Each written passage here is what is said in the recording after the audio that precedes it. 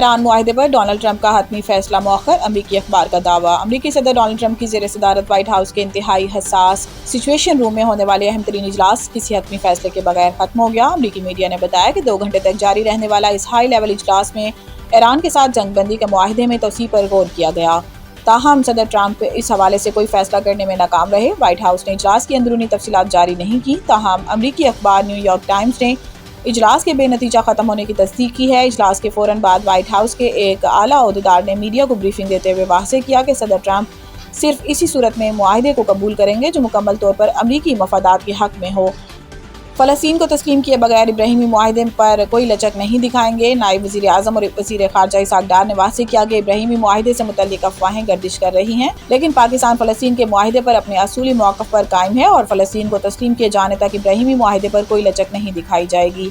Washington میں صحافیوں سے گفتگو کرتے ہوئے اسحاق ڈار نے کہا کہ پاکستان کا موقف واضح ہے کہ جب تک 1967 سے پہلے کی سرحدوں کے مطابق اور القدس الشریف کو دارالحکومت بنا کر فلسطینی ریاست کو تسلیم نہیں کیا جاتا، اس وقت تک پاکستان اپنے موقف میں کسی قسم کی لچک نہیں دکھائے گا۔ انہوں نے کہا کہ پاکستان امن کا معمار ہے اور عالمی سطح پر ایران امریکہ مذاکرات میں مثبت کردار ادا کر رہا ہے۔ پاکستان نے امریکہ اور ایران کو تقریباً 47 سال بعد مذاکرات کی میز پر لانے اور ابتدائی رابطوں میں اہم کردار ادا کیا۔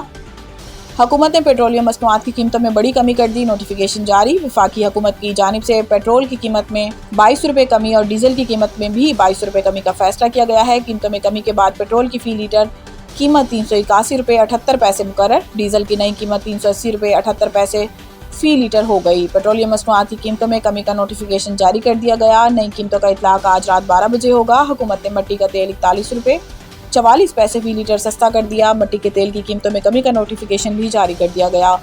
پاکستانی حاجیوں کی وطن واپسی، پروازوں کا آغاز 31 مئی سے ہوگا۔ وزارت مذہبی امور کے مطابق پہلی حج پرواز 31 مئی کی شب جدہ سے روانہ ہوگی اور سیالکوٹ پہنچے گی۔ پہلی حج پرواز سے 391 حاجی وطن واپس پہنچیں گے۔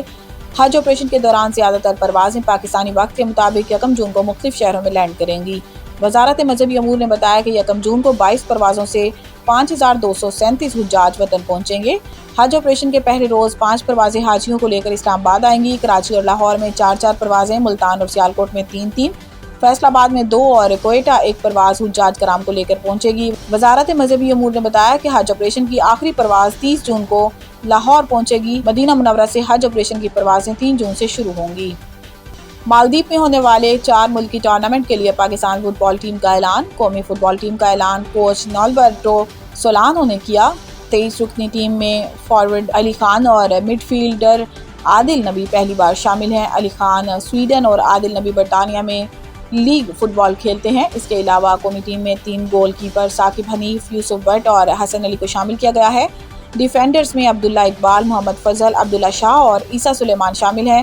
محب افریدی، مامون موسیٰ، علی نیازی اور حارث زیب بھی قومی ٹیم کی دفاعی لائن کا حصہ ہیں۔ مڈ فیلڈ میں عادل نبی، راحس نبی، عالمگیر غازی، حیان خٹک، اوٹس خان اور علی آغا شامل ہیں۔ فارورڈ شائق دوست، عمر نواز، علی خان، ہارون حامد، علی شاہ اور صمد ارشد بھی ٹیم کا حصہ ہیں۔